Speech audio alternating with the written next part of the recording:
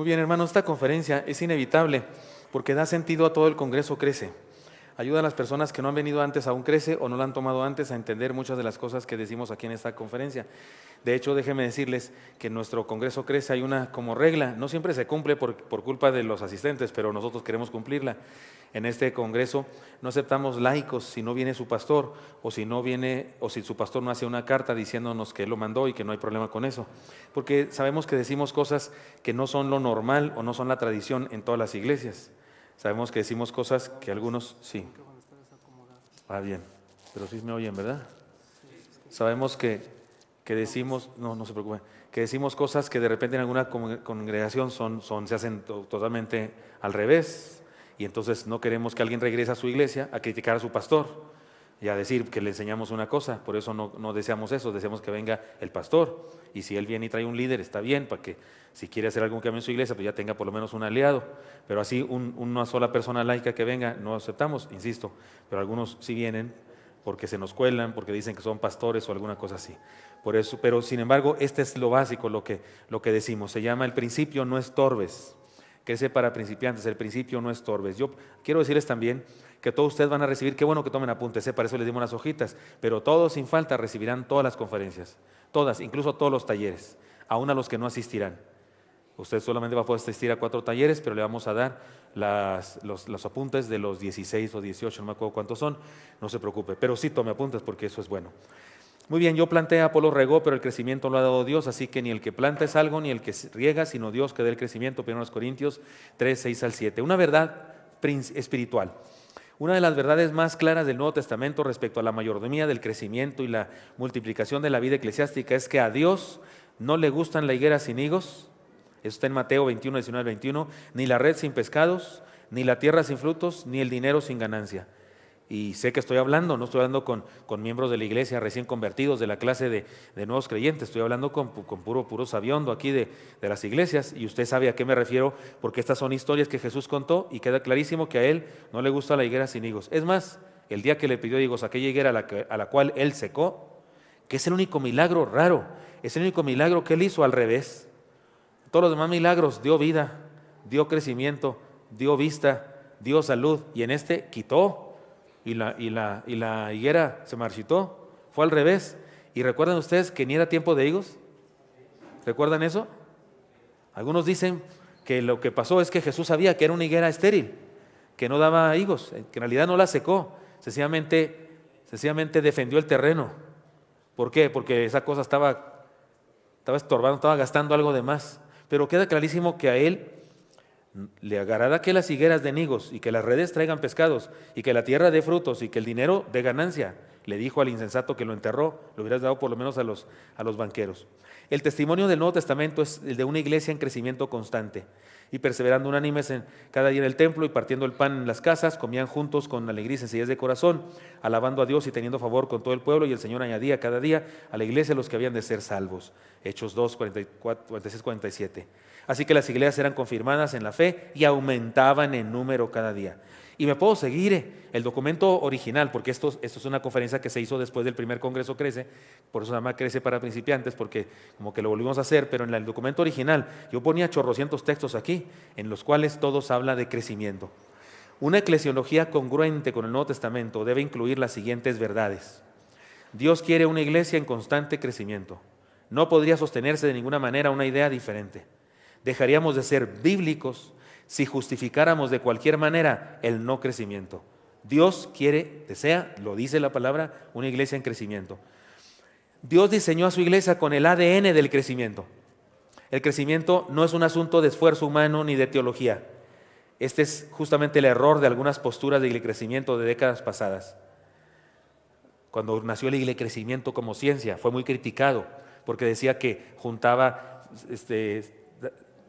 la ciencia de la psicología, la antropología, la sociología, y la mezclaba con la fe. Criticaban a los eruditos en el crecimiento de eso, porque explicaban a través de fenómenos el crecimiento. Decían, por ejemplo, que los migrantes, las personas que salen de su pueblo a otra ciudad, son más sensibles al evangelio que los no migrantes, lo cual es cierto. Usted está ahí en su rancho, en su pueblo, en su barrio, su madrina es una monja que es hermana del sacerdote, usted difícilmente cambia de fe, está aferrado, pero se va usted de su pueblo, se va a Estados Unidos, allá donde ni católicos hay, y los únicos que lo atienden y lo ayudan un día son unos evangélicos, y usted se abre su corazón. Y tiene razón, hay ciertos fenómenos, movimientos de gentes que favorecen el crecimiento. El asunto está en que nos hemos dado cuenta, después de estos principios que nos enseñaron los jesuitas en el crecimiento, que hay iglesias muy crecidas en lugares en donde es el mismo pueblo y está lleno de religión. Y hay iglesias en lugares donde no hay ni religión ni nada, y no hay iglesias. Perdón, hay lugares y no hay iglesias. O sea, no siempre funcionan esos principios sociológicos, antropológicos, psicológicos y demás. Sin embargo, lo natural, lo congruente y lo inevitable de una iglesia sana es que crezca. Eso está claro en la Biblia. Un ejemplo para que entendamos las cosas. De acuerdo con los récords Guinness, el hombre más alto del mundo mide 2,47 metros. Bueno, por lo menos hace 10 años que di yo esta conferencia por primera vez, eso era verdad. El hombre más alto del mundo, me parece que ya falleció este hombre, medía 2,47 metros. Yo mido 1,80. Este tipo medía, póngale arriba de mí, otro metro, sería 60 y tantos centímetros. Sí. Y el hombre más pequeño del mundo, 73 centímetros. Ahí está. Fueron presentados y ciertamente al verlos juntos nos sorprende de la extraordinaria diversidad que existe en la raza humana. Perdón que hable así, no es onda con ellos ni nada, pero los dos son humanos. ¿Sí estamos de acuerdo? Los dos son seres humanos. Ahora bien, ¿por qué uno es tan grande y otro tan pequeño? Él puede dormir en el zapato del otro, ¿no? La respuesta es sencilla, el ADN. Es un asunto de la naturaleza. Se trata de algo genético, hereditario. De hecho, tratar de cambiar ese aspecto de sus vidas posiblemente es ir en contra de los planes de Dios. Si aplicamos esto al crecimiento de la iglesia, deberíamos comenzar con preguntarnos ¿cuál es el ADN de la iglesia? Fundada por Jesucristo, porque según yo les acabo de decir, Dios diseñó a su iglesia con el ADN del crecimiento.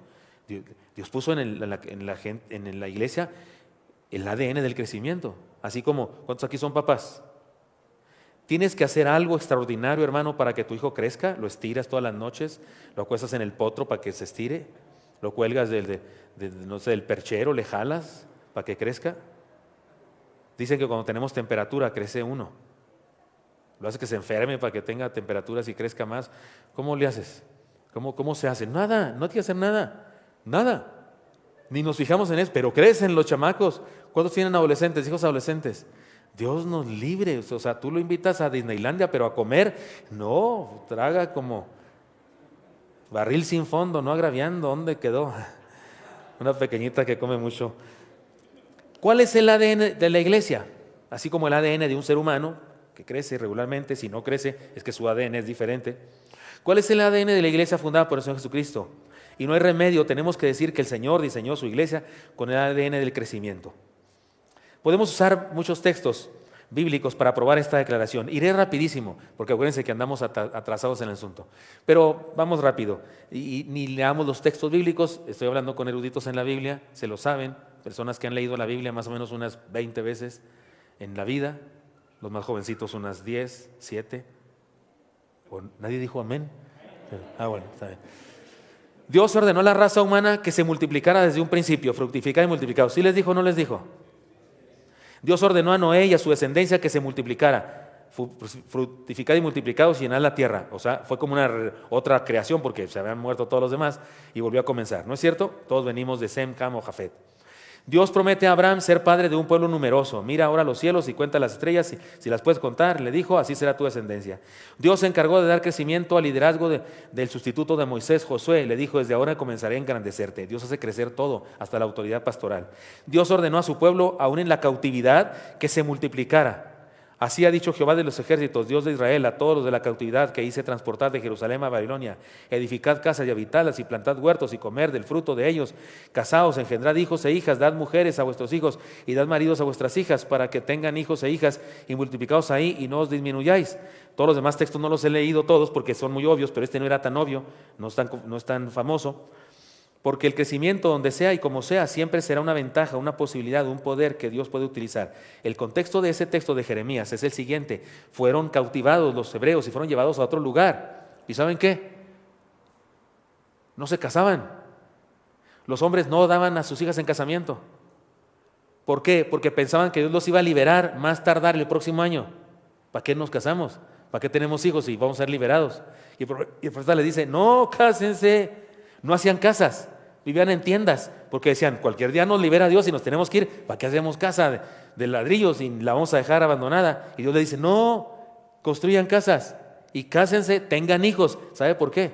Porque ser muchos siempre ayuda. O sea, ser más siempre ayuda. No importa si los voy a liberar, pero que sean más. Y Dios les ordena crecer, porque ellos habían detenido la natalidad. Eso hubiera gustado mucho a los gobernantes de ahora. Ellos habían decidido no tener hijos más, porque decían, cuando seamos liberados, cargando con chamacos recién nacidos, habían decidido no tener más hijos y no se casaban. Pero el profeta les dice en nombre de Dios que sí lo hagan. La iglesia del primer siglo se caracteriza por un constante y extraordinario crecimiento. Y crecía la palabra del Señor y el número de los discípulos se multiplicaba grandemente en Jerusalén. También muchos de los sacerdotes obedecían a la ley. Esto está en Hechos 6:7. Además, el crecimiento se daba en todas las áreas, en todas las esferas de la sociedad. Hasta los padres, hasta las monjas se convertían. Traducido a nuestro contexto histórico sería decirlo así. El crecimiento de la iglesia fue constante y no solo en periodos, pero la palabra del Señor crecía y se multiplicaba. No dice creció, se multiplicó en tal fecha. Crecía, se multiplicaba. Son verbos perfectos que hablan de algo continuo. Así que crecía y prevalecía poderosamente la palabra del Señor. Tenían muchos menos recursos que nosotros el día de hoy. Sin embargo, el crecimiento fue explosivo. Pablo hablaba ahorita, ¿no?, de los pocos recursos que teníamos antes. Para mandarle una carta a Pablo, para mandarle una carta a Héctor Flores y Mónica Urrutia de Flores a España. Recuerdo cuando la mamá de Mónica fue a España a ver a Héctor y a su hija, porque fueron otros de los que mandamos, esos locos estudiantes del seminario, los mandamos a España y a Pablo a Honduras. Y eso que los mandamos del verbo, ahí váyanse, no así como que con un gran presupuesto. Pero recuerdo que la mamá de Mónica, cuando regresó de Honduras, me dijo, hermano Gilberto, me buscó en una convención, me buscó y yo la recibí como exhortación severa y seria. Me dijo, pastor, ¿cuántas veces le he escrito a mi yerno Héctor? Éramos amigos, Héctor y yo éramos amigos. Me dice, ¿cuántas veces le he escrito? Le dije, no, pues sí le escribí y no me acordaba cuándo le había escrito. Y me dijo ella, vive en un 6º piso. Dice, y cuando suena el sonido, el silbato del cartero, como si un rayo le inundara el cuerpo, sin avisar, sale corriendo. Oigo sus pies por la escalera de caracol. Tic, tic, tic, tic, tic, tic, tic, tic, tic. Dice, porque quiere llegar y agarrar las casas. Las dejan un buzón el cartero, podía esperar si las recibe más al rato. Más al rato va por ellas, pero ella dice, no, él quiere recibirlas. Y luego corre. Dice, y luego se da cuenta, la de la luz, la del gas. Dice, y se sienta ahí en el sillón bien triste, porque no era una carta suya, ni de sus otros amigos. Eso me pegó en el corazón. Y yo decidí que debía de hacer algo al respecto. Por lo menos eso, ¿no? Dicen que el coco de un misionero es la incomprensión de a los que va y el olvido de los que lo mandaron. Con menos recursos que nosotros. Pablo hablaba de pocos recursos. Cartas. ¿Cuál cartas iban a recibir aquellos? De acá que llegaba la carta ya se va a acabar el mundo. Ahora sí mandaban cartas, sí mandaban cartas, pero me refiero, era mucho más difícil, hasta más costoso porque el papel costaba un dineral. Sin celular, sin fax. Ya no hay fax, ya no se usan, pero sin esas cosas. Y sin embargo la iglesia creció que hasta un lado. La gran comisión definitivamente habla de crecimiento a todas las naciones, hasta el último de la tierra. Y no hay manera de esquivar la responsabilidad que nos toca. La Biblia habla de crecimiento. El crecimiento es un valor, un principio, una idea que corre por la sangre de la fe cristiana. Cualquier otra cosa es ir en contra de la naturaleza de la iglesia fundada por Jesús. Un problema real. Ya, comenzamos con los problemas. Un problema real. Sin embargo, aunque el crecimiento es parte de la enseñanza bíblica, algunos lo interpretan como algo extraordinario, difícil o imposible. Se trata de lo que yo llamo la regazón de una mala interpretación. ¿Por qué la regazón? Porque el texto dice, yo planté, Apolo regó, pero el crecimiento lo ha dado Dios. Así que ni el que plante es algo, ni el que riega, sino Dios que da el crecimiento. Fácilmente podemos usar este pasaje para justificar la falta de crecimiento y por eso le llamo a una interpretación equivocada de este pasaje la regazón. Algunos dicen, si la obra no crece es porque Dios no la hace crecer, porque ahí dice, Dios es el que da el crecimiento. Porque ni el que plante es algo, ni el que riega, sino Dios que da el crecimiento. Entonces si no crece es porque Dios no está dando el crecimiento. ¿Qué culpa tengo yo? No, no podemos decir eso. Es una regazón de interpretación. No crece porque esa sea la voluntad de Dios, no. Bueno, así dicen algunos. Sin embargo, si somos honestos y practicamos una saludable exégesis de este pasaje, podemos decir que lo que el texto dice es lo siguiente: Dios hace crecer su obra, no los hombres. Eso es lo que dice. Si algo crece, Dios lo hizo crecer. O podemos decir, Dios hace crecer su obra a pesar de los hombres, porque Dios hace crecer las cosas. Este texto no dice, Dios, cuando no crece, es que Dios hizo que no. Eso no dice el texto. Eso no dice. Lo que dice es que si crece, Dios la hizo crecer. Y usted dice, es lo mismo, pastor, porque si no crece es lo que. No, no dice eso el texto. No dice eso el texto. Habla del crecimiento, punto. No habla del no crecimiento. Como siempre digo, si una iglesia crece es por la pura gracia de Dios, y si no crece es responsabilidad directa del pastor e indirecta del liderazgo de la iglesia y de los demás miembros de la iglesia. Pero debe quedarnos clara una idea. Una cosa, Dios diseñó su iglesia para crecer. El ADN de la iglesia es crecimiento, y no experimentar tal cosa es vivir en contra de la naturaleza de la iglesia. Ahora bien, ya que yo hablo del ADN de la iglesia, ¿qué es eso? ¿Cómo lo identificamos? ¿Cómo puede definirse?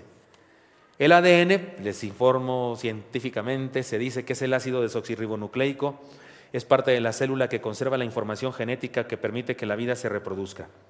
En genética se dice que el ADN es un ácido nucleico o bien una macromolécula que forma parte de todas las células y contiene la información usada en el desarrollo y funcionamiento de los organismos vivos conocidos y de algunos virus, y es responsable de su transmisión hereditaria.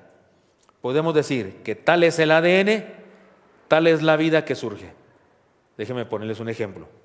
Todas las células, todas sin excepción. Aquí tenemos una de un piojo, aquí una de un orangután, una ballena azul y un ser humano.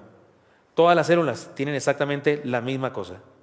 O sea, por cuestión de materia prima, por cuestión de lo que están consideradas, todas son idénticas, absolutamente idénticas. Tienen la misma cosa, pero tienen un ADN diferente. Para explicarlo en términos profanos, o sea, en términos no científicos, porque aquí no hay a lo mejor algún genetista o algún científico acá, entre nosotros, es como un chip. Es como un chip donde está la información que le dice a la célula cómo reproducirse para crear una vida. Entonces, este chip de aquí del piojo se hace en la célula, se va multiplicando de una manera que se forma un piojo. Y este del orangután se asocia de otras maneras y se habla y este la ballena azul y este un humano. ¿Qué es la diferencia? Es la materia prima, este tenía más ácido. No, eso es idéntico. La única diferencia es la información que se tiene ahí dentro, que hace que esa célula se multiplique de una manera determinada. Bueno, pensar en el ADN de la iglesia es pensar en información, es decir, en principios y valores no negociables de la eclesiología bíblica. Se trata de constantes de vida fundamentales. Yo creo, perdonen lo que voy a decir, yo creo que nuestro problema de crecimiento entre bautistas es información. Educamos para no crecer. En nuestras iglesias, en nuestra escuela dominical y en ocasiones desde nuestros sermones, educamos para no crecer. Decimos cosas que implican que no vamos a crecer. Ya desde que creemos que el crecimiento es extraordinario, así, qué bárbaro, qué extraño. Ya desde que creemos eso, ya es una enseñanza bárbara, ya es una enseñanza equivocada. El ADN de la iglesia entonces debe entenderse como una sana interpretación y una efectiva aplicación de los principios bíblicos fundamentales para establecer el reino de Cristo en la tierra. La idea principal de toda esta conferencia, que se llama Crece para Principiantes, es esta. El ADN del que hablamos no es otra cosa que el perfil de la iglesia. Y si estudiamos con seriedad el Nuevo Testamento, notaremos que se caracteriza por lo siguiente.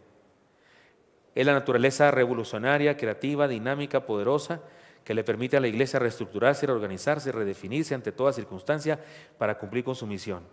Es la genética de la iglesia y podemos definirla en 7 declaraciones. Mire, eso lo dije rapidísimo porque lo voy a explicar en 7 puntos. Esto es la genética de la iglesia, este es el ADN de la iglesia, 7 cosas. Creo que, así por separado, cada cosa, a usted le va a resultar fácil decir amén. Creo. El asunto es cuando se trata de vivirlo. Número 1, Dios diseñó a su iglesia para crecer. No escuché más que 2, 3 amenes. Bueno. 2, Dios diseñó a su iglesia para impactar al mundo en toda circunstancia. De hecho, el testimonio del Nuevo Testamento nos lo dice a gritos. 3, Dios diseñó a su iglesia para transformarse, para cumplir con su misión. Sí, yo los oí con amén menos, porque aquí está nuestro problema. Somos los seres humanos, dicen por ahí, animales de costumbres. Y aquello de cambiar se nos dificulta. Lo leí en un boletín que se llama El Faro Bautista, y siempre lo digo para no echarme la culpa yo mismo. ¿Cuántos se necesitan para cambiar un foco? O sea, se fundió un foco. Y la pregunta es, ¿cuántos hace falta para solucionar el problema? ¿Cuántos neocarismáticos hacen falta para solucionar el problema de un foco fundido?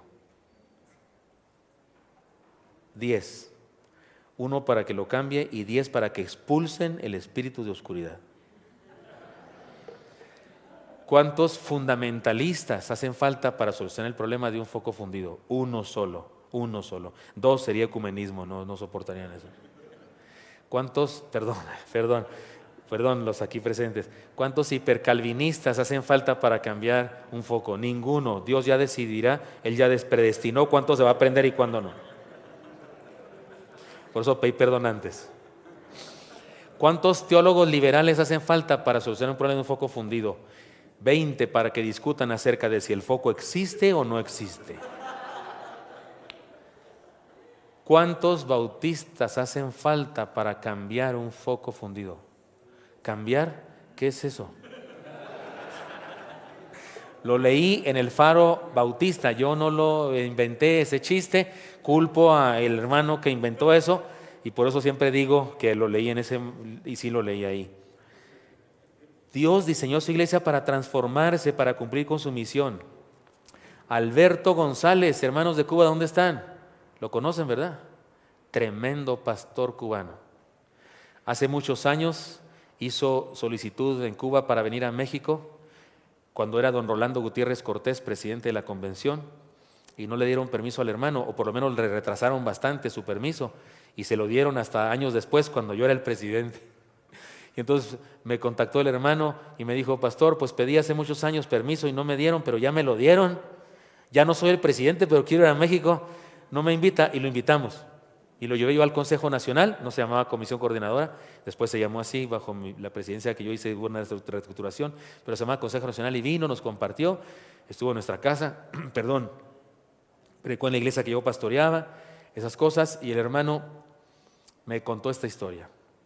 En Cuba no se pueden construir templos, ¿no es cierto, hermanos, acá?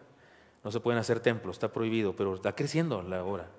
Y el hermano, junto con otros líderes de otras denominaciones, fueron a hablar con Fidel Castro cuando vivía.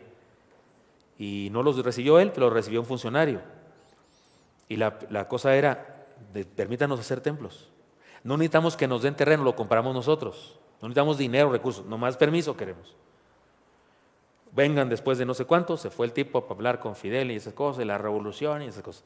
Y cuando regresan a la noticia les dicen, no hay permiso, está en contra de la revolución y de los principios y los ideales de la revolución. No sé. Y entonces el hermano Alberto González y los otros se le regresaron tristes, pero el funcionario le dice al hermano Alberto, oiga, pastor, ¿por qué quieren más templos? Y el hermano, porque los cubanos son bravos, hablan así fuerte, hablan golpeado. Y dice, ¿cómo que por qué? ¿Cómo que por qué? Porque estamos creciendo. Hay iglesias que tienen ya varios cultos en el mismo templo pequeño que tienen. Queremos crecer y queremos ir a otros pueblos donde no hay iglesias y hacer un templo ahí para juntar a la gente. Y el funcionario le dijo, pues no se puede, hágale como quiera, pero le doy una idea, forrónense en casas. Solo tienen que hacerlo a puerta cerrada, pero háganlo en casas. Si no caben, pues en sus casas, no está prohibido. Los estatutos, la Constitución, la Revolución no lo prohíbe. Entonces pueden unirse en casas. Dice el hermano Alberto, me lo contó él de propia boca, que él dijo, sí. O sea, la burra de Balaam dándonos consejos, ¿no? Pero cuando salió de ahí, otro pastor de otra denominación, de los pentecostales, le dijo, ¿qué le dijo? Pues que nos reunamos en casas. Pues los pentecostales agarraron la palabra y tienen un tremendo crecimiento en casas. Y también los bautistas.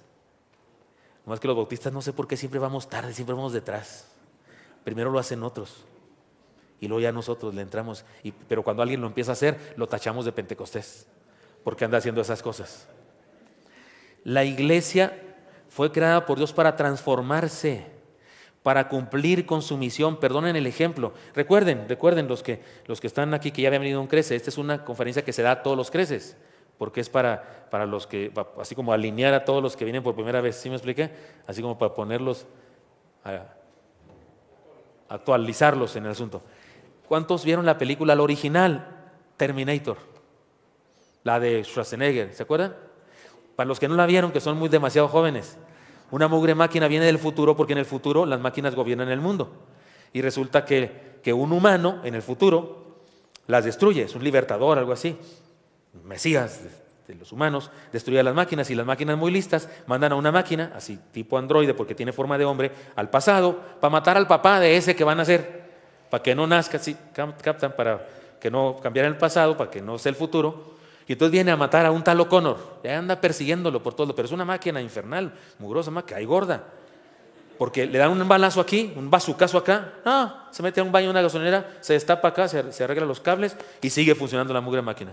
Es más, le sacan un ojo, se lo escuajaringan y se quita el ojo, total ya no sirve, se pone un parche y sigue en la mugre máquina. Es más, lo queman con un lanzallamas, se le quita lo androide, la forma de hombre, es puro fierro, pero sigue persiguiendo, porque si se ve así la computadora, así en sus ojos, que perseguir a O'Connor, matar a O'Connor, algo así, porque es su mugre propósito, objetivo.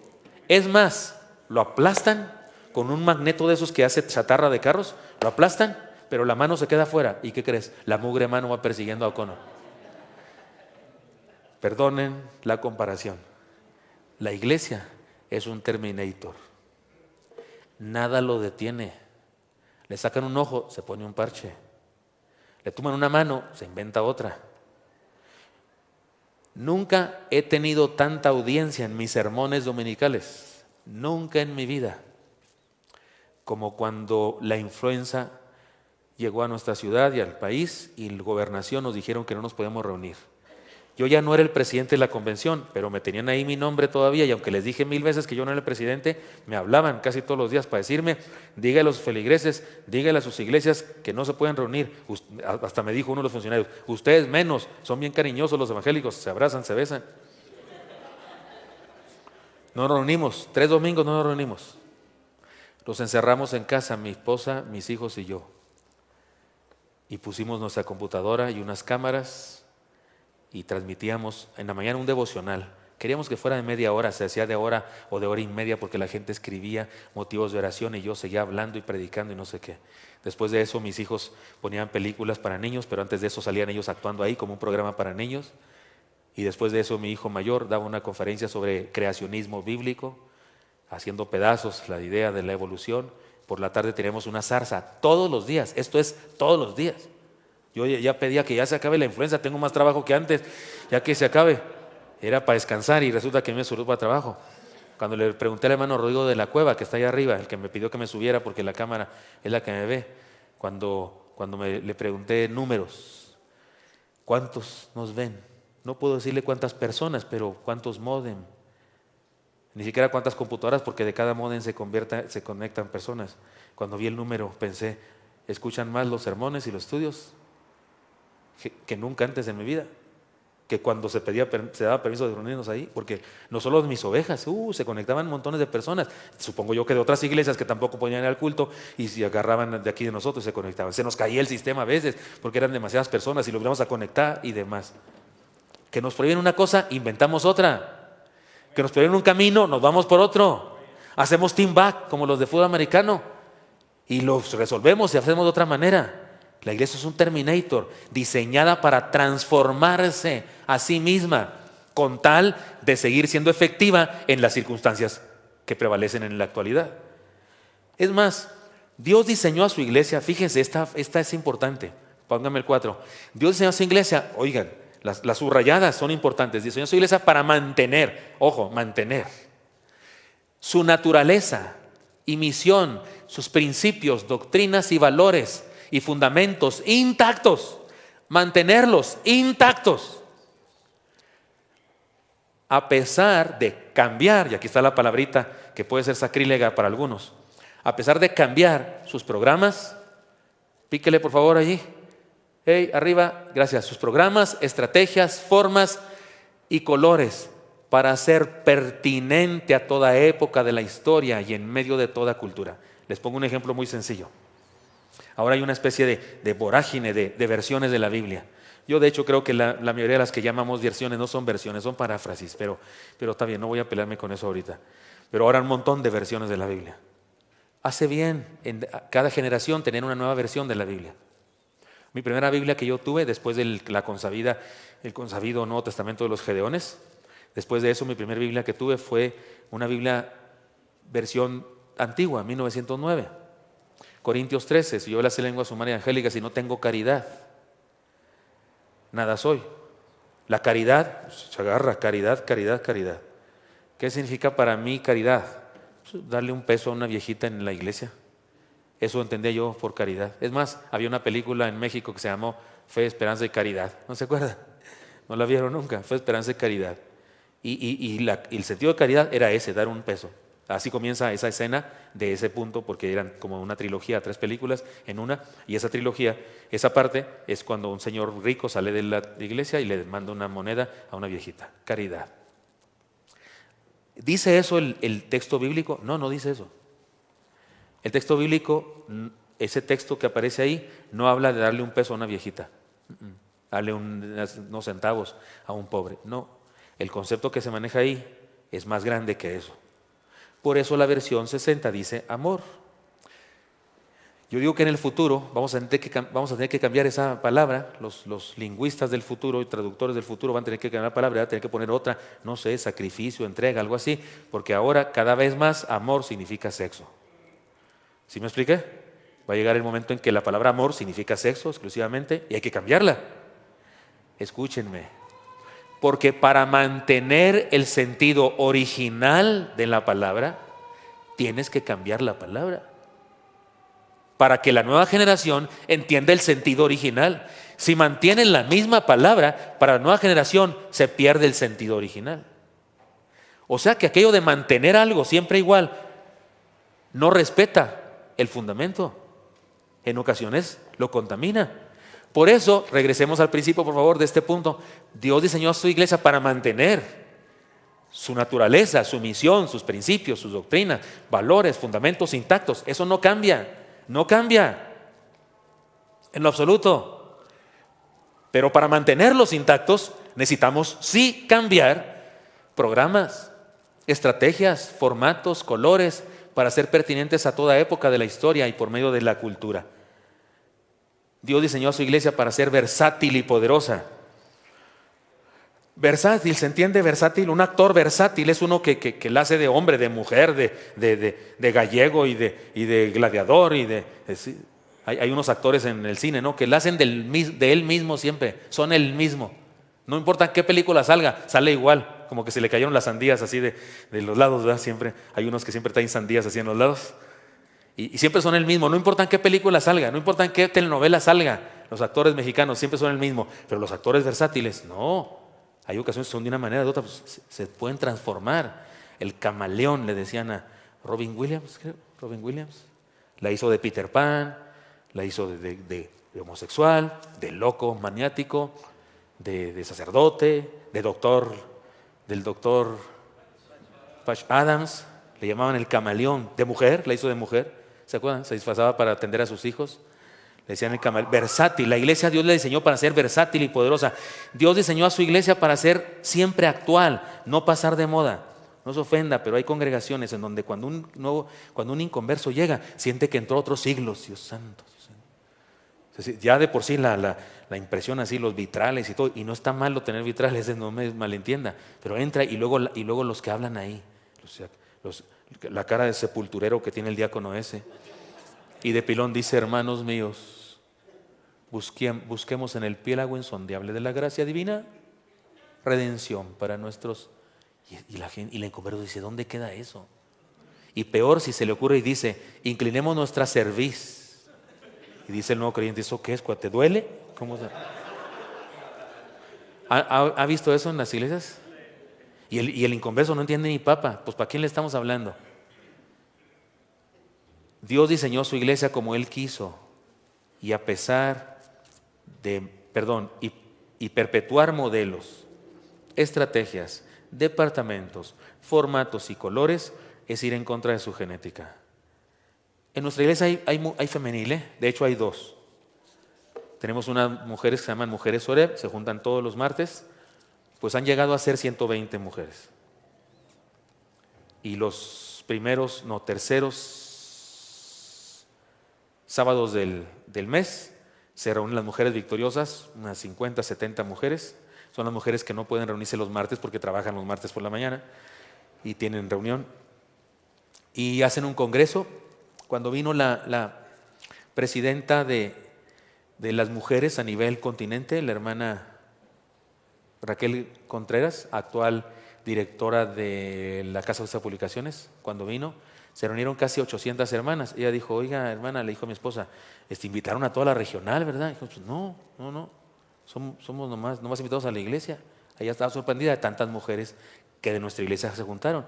Porque si algunos critica que no tenemos femenil, porque ahí los ultraconservadores critican a otros. No, yo no creo, no, sí tenemos mujeres, no se llaman femenil, ninguna se llama femenil, bautista, misionera, ninguna. Se llaman Mujeres Oreb y Mujeres Victoriosas. Pero sí tenemos mujeres. Pero sé de iglesias que no tienen femeniles, ningún tipo. Ni mujeres victoriosas, ni nada. Sé de iglesias y están creciendo bárbaro. Y algunos dicen: no tienen femenil, que eso es fundamental. No está en la Biblia. Al parecer las iglesias del Nuevo Testamento no tenían femenil. Se reunían todos juntos. La iglesia no dividía a la familia, estaban todos juntos. Al parecer no había femenil. ¿Quiere decir eso que su iglesia no debe tener femenil? No, le estoy diciendo que yo sí tengo.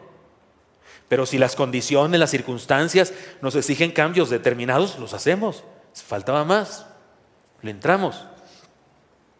El punto crítico, los estorbos del crecimiento. Si Dios diseñó su iglesia para crecer, ¿por qué algunas comunidades no están manifestando ese ADN del crecimiento del que hablamos? La respuesta es tan sencilla como trágica.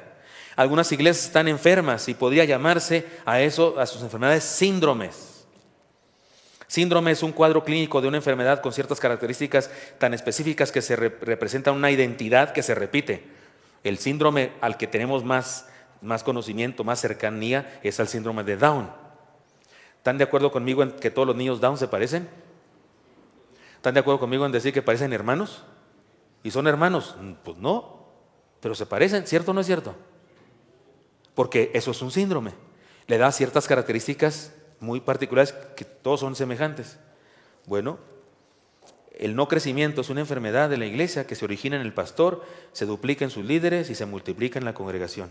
Es como un virus que causa una epidemia y en algunas denominaciones es una pandemia.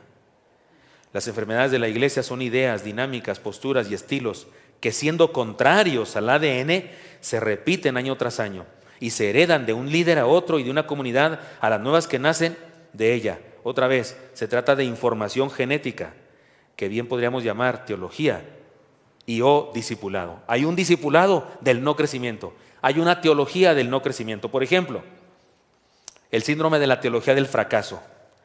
Convicciones que autentifican el no crecimiento. Hay ideas que tenemos algunos que autentifican que por qué no crecemos. El síndrome de las estatuas de marfil. La pasión por la perpetuidad de un modelo anacrónico y la pérdida de la pasión esencial de la transformación. ¿Sí saben las estatuas de marfil? ¿Se acuerdan? A las estatuas de marfil, el que se mueva, baile el twist. ¿Se acuerdan cuando jugábamos? ¿Jugaba usted a las estatuas de marfil? ¿Sí se decía baile el twist o qué se decía en su rancho? Sí, baile el twist. O sea, ¿cuál es la idea? Que todo siga igual. Que todo siga igual. Ahora que fui a Honduras con Pablo, me la pasé llorando. Es más, hay una foto en el Face, yo no sé quién nos la tomó, pero está muy linda porque estamos llorando, Pablo y yo. Nos dimos un abrazo, Pablo y yo. ¿Qué podía tener yo en común con Pablo? 20 centímetros nos separan. Él mide 1,60 y yo 1,80. Y en esa época que me lo conocí, yo medía 1,82. Él jugaba fútbol, yo básquet. Él estudiaba misionología, yo teología. Él venía de Chiapas, de Santo Domingo. Si caminas más para allá de Santo Domingo, llegas a Guatemala. Yo vengo del norte, de Chihuahua. Si sigues caminando, llegas a Gringolandia. Yo era mi segundo periodo en el seminario, estaba por graduarme y él era de otro periodo, ni siquiera yo era de su generación. No podemos haber sido amigos, pero sucedió un milagro. Yo era presidente de la sociedad de alumnos y llegó un cuate a reclamarme y dijo, ¿qué vamos a hacer con Pablo? Yo le dije, ¿qué vamos a hacer con Pablo? ¿Por qué no sé de qué me hablas? Y regañándome. López Rosas, un cuate que ahora no está en Cristo, parece. Pero él llegó a regañarme. Le dije, ¿qué hay con Pablo? Pues tú eres de la convención, porque yo era director de mayordomía. ¿Qué pasa con la convención? ¿Por qué no lo quieren enviar? Y me echa la grilla. Y así surge el asunto. Así conozco a Pablo. Así busco a Pablo en su departamento solteros y le pregunto, ¿qué pasa? ¿Qué sucede? No puedo olvidar la frase que me dijo. Dios me llamó para ir a Honduras y hasta en burro me voy si hace falta. Uy, eso me pegó en el corazón. Y yo, pues, organizamos ahí una cosa, ese zafarrancho que les digo que hicimos. Fue una insensatez. Fue una locura. No teníamos dinero, era demasiado pretencioso mandar a un misionero. ¿Y cómo lo mantenemos allá? Por eso se queja Pablo aquí que nos olvidamos de él. Yo gradué ese año. Le hice llamadas telefónicas y cartas al tesorero. Tenemos suficiente dinero, dejamos suficiente dinero, mándales por favor a Héctor y a Mónica tanto dinero y a Pablo tanto dinero. Cada mes es suficiente para un año, mientras sucede que en el seminario los nuevos directivos del GAM juntan su dinero. No se lo mandó, se lo quedó, se lo robó. Yo no supe tampoco eso, yo no supe tan hace tan poquito como Pablo, que lo supo de mí la semana pasada. Yo se lo supe hace años, pero fue triste. Pero éramos unos locos, no me las doy de unos locos, absolutamente inmaduros, torpes. ¿Cómo se nos ocurre mandar a un cuate y luego sin sostenerlo? Lloré mucho en Honduras cuando estuve con Pablo y su familia, porque me di cuenta de una cosa: no he madurado, sigo igual de loco. ¿Sí me explico lo que quiero decir? No he madurado, sigo creyendo que hay que hacer locuras con tal de hacer la obra de Dios. Sigo creyendo que si los estatutos nos estorban, hay que cambiarlos. Sigo creyendo que si algo que nosotros hicimos, escribimos, y nos estorba el trabajo, pues cambiémoslo, para eso lo escribimos. Lo que no vamos a cambiar, présteme su Biblia por favor, porque no la traigo acá. Lo que no vamos a cambiar, todos están igual que yo, puro iPad, puro teléfono. Ese es himnario, hermano. Gracias. Lo que no vamos a cambiar es esto. Esto no lo vamos a cambiar. Pero los estatutos, me canso que sí. Ya dijo don Librado Ramos. No les voy a decir qué dijo. Pero si me lo preguntan en privado y son hombres, sí les dijo qué dijo. A usted su papá sí se lo va a haber contado. Pero el síndrome de las estatuas de marfil, el síndrome del espejo, la centralización de la comunidad parroquial y la negación de la misión global, pensar en nosotros. Ahí por donde está sentado este chamaco de azul, ¿cómo te llamas, campeón? Sí, Abner. Por ahí venía llegando una hermanita de mi iglesia hace algunos años cuando comenzamos a crecer una barbaridad y tuvimos que hacer un segundo culto, uno a las 8, otro a las 12 y en medio del instituto bíblico. Y seguimos creciendo y tuvimos que hacer 3 cultos, uno a las 8, otro a las 10 y otro a las 12. Y usted dice, ¿el instituto bíblico a qué horas? A las 8, a las 10 y a las 12. Había 3 institutos bíblicos. Uno podía escoger a cuál ir y cómo cruzarse. Hay un relajo, aquí una romería. Y recuerdo una hermana que llegó ahí, la hermanita, me sale el nombre casi, y dice, hermano pastor, ¿qué está pasando en la iglesia? Es insoportable esto, pastor. ¿Qué pasa? ¿Qué, hermana? Perdón, ¿quién le pegó? ¿Qué pasa? Ya no conozco a nadie. Tanta gente nueva que no conozco a nadie. Estaba enojada porque crecíamos.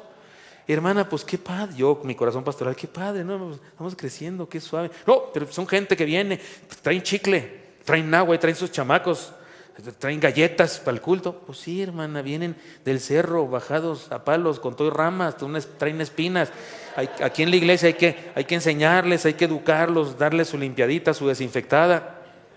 Tengo 25 años sentándome aquí y ahora cada vez que vengo está ocupado. Hermana, le mandamos poner un letrero. Ahí donde está el hermano. Abusado, a ver si no llega el hermano. Le dije, hermana, le ponemos un letrero que diga que aquí va usted. No, dijo, ahora vine temprano, ahora no me lo ganan. ¿Pueden ver el síndrome, la enfermedad sota metida hasta los tuétanos? El síndrome, o sea, nomás nosotros, cómodos nosotros, los demás no importan un comino. Síndrome de la superficialidad, la tolerancia a la inconversión. Y ahí digo unas cosas que me las voy a saltar, porque se me acaba el tiempo. En resumen, podemos decir que la falta de crecimiento, hasta allá voy, hermanos. En resumen, podemos decir que la falta de crecimiento es una cultura. Se trata de una vivencia que hemos llegado a aceptar. Estamos conformes con ella, es parte de nuestra identidad. Y a causa de eso, incluso tenemos algunas convicciones no escritas. Tenemos convicciones, dogmas no escritos. Por ejemplo, estamos firmemente convencidos de que no se puede crecer explosivamente como en el Nuevo Testamento. No se puede. Hay quienes están convencidos que no se puede. Estamos firmemente convencidos de que las iglesias que crecen lo hacen a un alto costo, un cambio doctrinal. Y lo triste es que algunos están siguiendo las modas evangélicas de la apostasía de nuestro tiempo, buscando el crecimiento que no encontrarán en el carismatismo. Estamos firmemente convencidos de que el crecimiento es un asunto extraordinario, inusual, anormal. Yo creo que lo anormal es no crecer. Estamos firmemente convencidos de que no existe nada que podamos hacer para dejar el no crecimiento. Estamos firmemente convencidos de que las iglesias que crecen mucho irremediablemente tendrán un declive estrepitoso. Hay algunos que hasta les da gusto cuando un pastor de alguna iglesia grande cae en pecado o alguna cosa, o la iglesia se divide y dice, uy, qué padre, pues yo pensé que era cierto, así como porque no nos gusta el crecimiento cuando no lo vivimos nosotros. Estamos firmemente convencidos de que Dios quiere que mantengamos la iglesia, no que la hagamos crecer, que la mantengamos. Por eso, he aquí un desafío genético, un desafío al crecimiento.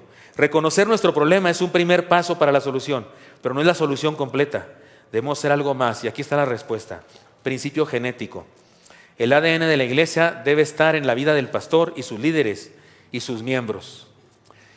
Debemos inyectar el ADN del crecimiento. Debemos enseñar una eclesiología que tiene el crecimiento como un valor, tal como lo dice el Nuevo Testamento. El crecimiento de la iglesia no depende de lo que hace el pastor, sino de quién es el pastor y de lo que está llegando a ser en su vida. El crecimiento de la iglesia no depende de lo que hacen los miembros, sino de lo que son los miembros y lo que están llegando a ser en nuestra iglesia, que hemos crecido, sí hemos crecido. Cuando yo llegué en la iglesia se llenaba este lugar, arriba se llenaba este lugar, este templo, se fueron muchos, se surgió una iglesia con la familia pastoral anterior, se fue una iglesia, se fueron, y otros se fueron con uno que predicaba aquí, se fueron, y otros no se fueron, los fuimos. Así que ¿cuántos caben aquí? 350, menos los que se fueron, y ahora somos, no sé, alrededor de unos 3,000 personas. ¿Qué pasó? Crecimos. ¿Cuántas campañas evangelísticas hemos hecho? Ni una. Nunca hemos invitado a un predicador y rentado un auditorio y predicar, nunca, nada.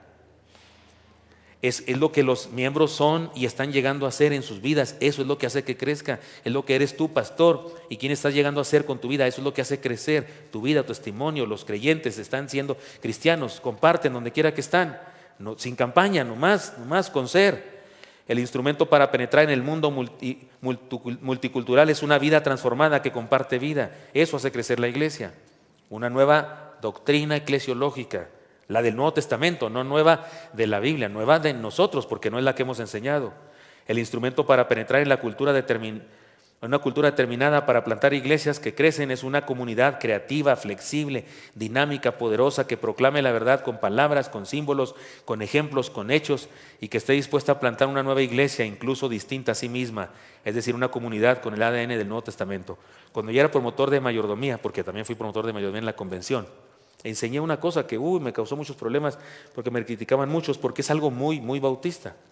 Nuestros alfolíes para la ofrenda.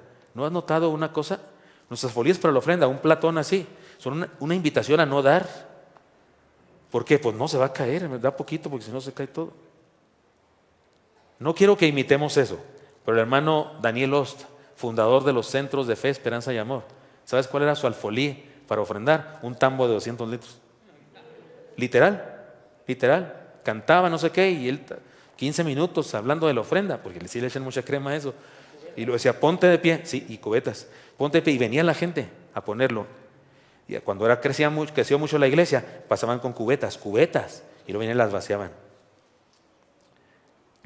Las cosas visibles dicen cosas, dicen algo. Un ofrendero así que está más grande la racada de la hermana que el alfolí, dice algo, dice, no necesitamos mucho, no hace falta mucho, o no creemos que vayas a dar mucho, amigo. Por eso estás chiquito así y sin redilas. ¿Para qué? Pues si no traes nada, eres un pobretón Y no creo en el evangelio de la prosperidad, ni en los usureros de la televisión que se la pasan pidiendo, los de enlace y demás, que son los usureros de la televisión. ¿Me están oyendo? No creo en eso, pero sí los símbolos.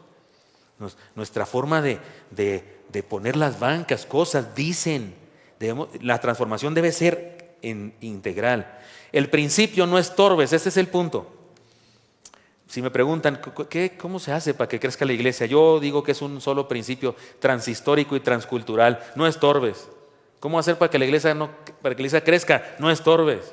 Lo único que debe hacer el pastor de una iglesia para crecer es no estorbar. La única razón por que la iglesia diseñada por Dios para crecer, que no crece, es el pastor y sus líderes que están haciendo algo para estorbar. El crecimiento de la iglesia no es algo que los seres humanos podamos hacer, Dios lo hace. Pero nosotros sí podemos estorbarlo y ahí está el problema. Así que solo hay un principio transcultural y transhistórico para el crecimiento de la iglesia: no estorbes. ¿Qué es estorbar? Según el diccionario de la Real Academia de la Lengua Española, es poner dificultad o obstáculo a la ejecución de algo, molestar, incomodar. Para nosotros podemos definirlo de la siguiente manera: todo aquello que evita que los de afuera vengan e inhibe que los de adentro se comprometan. Cualquier cosa que hacemos que evita que los de afuera vengan o que evita que los de adentro se comprometan, estorba. Hay muchas cosas que decir al respecto, sería parte de una larga conferencia, pero permítame solo mencionar algunas. Legalismo, tradicionalismo, superficialidad, el falso dogma de la infalibilidad de la democracia. Si no saben a qué me refiero, hay un taller que se llama Democracia versus Cuerpo de Cristo, deberían tomarlo. Discipulado supracultural. ¿De qué estoy hablando con discipulado supracultural? Casi todos los cursos de discipulado que damos en México son gringos traducidos al español. Lo hizo un gringo de no sé qué colonia de allá de Estados Unidos, que lo traducimos al español. Sus ejemplos son, se lea yo del JCPenney, cuando de pronto para su... ¿Cuál JCPenney? Se lea yo del Piticó, debería decir, ¿no? Porque en Chiapas había un supermercado que se llamaba el Pitico. ¿Qué le hace que diga Walmart? Ese sí hay acá, pero JCPenney por lo menos aquí no hay. Ejemplos de otra cultura, de otra cosa que no es lo nuestro. Todos son, y vivimos nuestros himnos, todos traducciones de otro idioma. Y hay gente que opina que poner una música compuesta por alguien de acá es mala. Es un discipulado, ¿cómo le llamé aquí donde estoy? Supracultural. Modas espiritualoides. Algunos ejemplos de estorbos generales: que los visitantes se sientan en un museo por causa del estilo de música, los muebles y el vocabulario que usamos, como lo que decía ahorita del piélago insondable de la gracia, o los himnos arrastrados. Santo, santo, santo. Me encanta el himno, pero si lo cantamos al ritmo que está escrito sería mejor. Y luego algunos jóvenes le ponen música acá moderna. No, algunos se rasgan las vestiduras y los quieren crucificar. Que la comunión aquí en nuestra iglesia, cuando comenzamos a tener 3 cultos, el de temprano era tradicional, el de las 12 era contemporáneo y el de las 10 era mixto. Y recuerdo un día en las 10, el que estaba dirigiendo le dijo: vamos a cantar el himno fulano. Este himno fue compuesto en el año 1732. Imagínense tantos años que tiene este himno. Y lo cantamos. Y luego tocaba los cantos contemporáneos. Y el que estaba dirigiendo dijo: este canto que vamos a cantar, ¿cuándo lo compusiste? Me dijo, cantamos mucho de mi hijo, y dijo: pues, antier. Lo compusimos antier. O sea, cantamos uno de 1700 y pico y uno de antier. ¿No está chido eso? No está padre. ¿Quién se molesta de eso? Algunos se molestan de eso. Les cuento, yo soy de una generación que en los conajevas nos callaban. Soy de una generación que en un conajeva cantamos. Recuerdo uno de que con Jesús yo iré, pelearé. ¿Se acuerdan de ese? ¿Lo saben?